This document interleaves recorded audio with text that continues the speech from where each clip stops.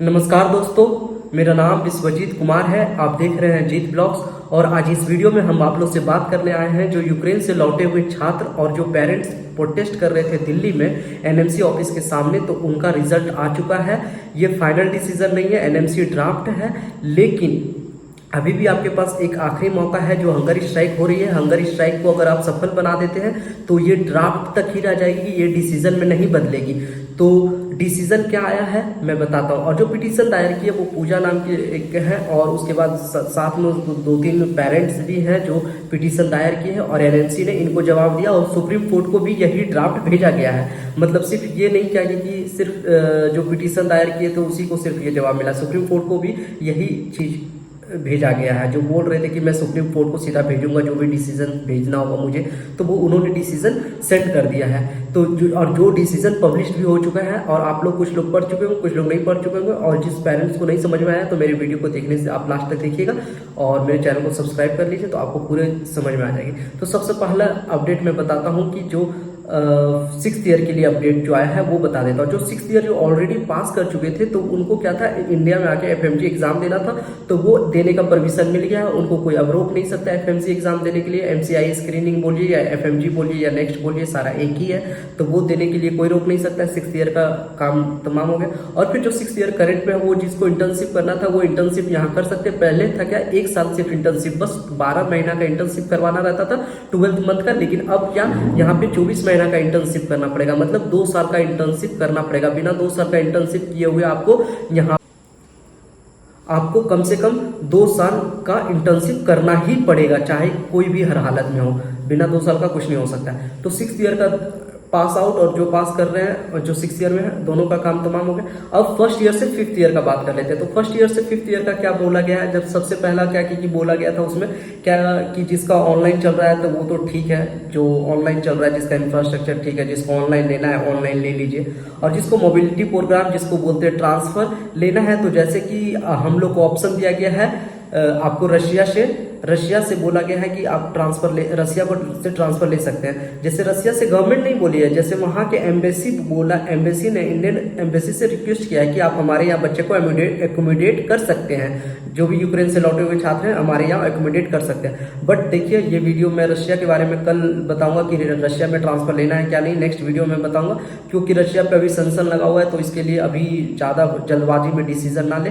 तो रशिया का बात अभी हटाई, और कजाकिस्तान या किर्गिस्तान आप ट्रांसफर ले सकते हैं, या कोई भी देश आप ले सकते हैं। मैं ये पार्टिकुलर अभी कोई देश का नाम नहीं बता रहा हूँ। आप अभी अपने गार्जियन के साथ अपने बजट फ्रेंडली बात कर लीजिए कि आपका क्या बजट पड़ता है, आपका क्या खर्च पड़ता है, आपको कौन सा लैंग्वेज ईजी पड़ता है, कौन सा कंट्री आसान पड़ता है, कौन सा कंट्री रहना है, तो ये है। और इसकी डिमेरिट भी क्या है मैं ये भी बता देता हूँ कि देखिए, सबसे पहला बात कि अगर हम लोग यूक्रेन से करते तो यूक्रेन से डायरेक्टली आप जर्मनी जा सकते थे पीजी कोर्स या एमडी/एमएस वगैरह कुछ भी करने के लिए। आप पीजी डायरेक्टली जर्मनी जा सकते थे, लेकिन अब नहीं जा पाएंगे क्योंकि वो यूरोप कॉन्टिनेंट में था। इसी वजह से अगर आप एशिया कॉन्टिनेंट वाले कंट्रीज में एडमिशन लेते हैं तो क्या होता है क्या कि आपको 1 सेमेस्टर पीछे किया जाएगा। अब ये बोलेंगे कि पीछे मेरे को क्यों किया जाएगा, ये तो एनएमसी की तरफ से बोला गया। क्योंकि देखिए, एशिया में जितने भी कॉलेजेस हैं हर कॉलेज में बस 5 साल की ही कोर्सेज होती हैं। तो समझ जाइए कि आपको 1 सेमेस्टर पीछे ही लिया जाएगा। तो सोचिए 1 सेमेस्टर में आपका कितना 4 से 5 लाख बर्बाद होगा। और उसके बाद क्या 5 लाख क्यों 6-7 लाख भी बर्बाद हो सकता है, क्योंकि लिविंग कॉस्ट वगैरह भी तो पड़ता है ना। जब हम वहाँ 1 सेमेस्टर बिता चुके हैं, उसका लिविंग कॉस्ट, रहना खाना, सारा चीज़ का फीस का सारा चीज़ का खर्च समझ सकते हो।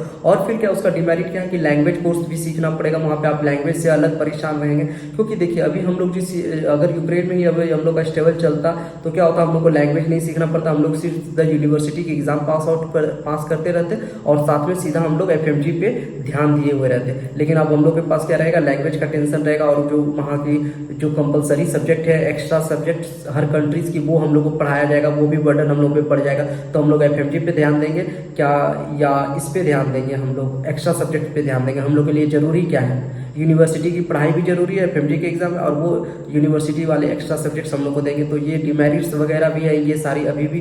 तो इसी लेके बोल रहे हैं कि अगर हंगर स्ट्राइक जो होने वाली है तो उसमें जाके आप ज़्यादा से ज़्यादा पार्टिसिपेट करिएगा, तो ही ये ड्राफ्ट तक ही रहेगा, नहीं तो ये डिसीजन फाइनल डिसीजन में बदल जाएगा। तो उसके बाद ये ऑप्शन ट्रांसफ़र वाला ऑप्शन क्यों दिया गया, क्योंकि बहुत सारी यूनिवर्सिटी का इंफ्रास्ट्रक्चर खराब हो गया है, तो वो क्या हो रहा है ऑनलाइन भी देने के सक्षम में नहीं है, तो इस वजह से वो बोल रहे ट्रांसफ़र ले लीजिए। और कुछ अब लगता है कि अब यूनिवर्सिटी पे डिपेंड करता है कि यूनिवर्सिटी क्या डिसीज़न लेती है नहीं लेती है। तो सबसे पहले तो मैं यही आपसे रिक्वेस्ट करूँगा, जल्दबाजी में आप कुछ भी कदम ना उठाएं, आप धीरे धीरे कदम उठाएं और मेरे चैनल से जुड़े रहिए, मैं आपको सारा अपडेट देता रहूँगा। और उसके बाद क्या कि आप पहले अपने गार्जियन से डिस्कस करिए, आपका क्या बजट है, कितने में ट्रांसफ़र लेना है नहीं लेना है, तो ये सारी चीज़ें, ये 3 अपडेट थी। और उसके बाद चाइना वाले स्टूडेंट के लिए भी अपडेट दिया गया है। चाइना वाले स्टूडेंट को लिए बोला गया है क्या कि आपको ट्रायल बेसिस पे बुलाया जाएगा वहाँ पे, तो अब इसी वजह से उनको सिर्फ ये स्टेटमेंट दे के छोड़ दिया गया है कि मतलब आपको वहाँ रिटर्न बैक जाना है चाइना वाले को। तो जो चाइना वाले बच्चे परेशान थे, चाइना वाले भी मेरे कमेंट बॉक्स में आके कुछ कमेंट कर रहे थे, तो आपको सीधा चाइना बुलाया जाएगा।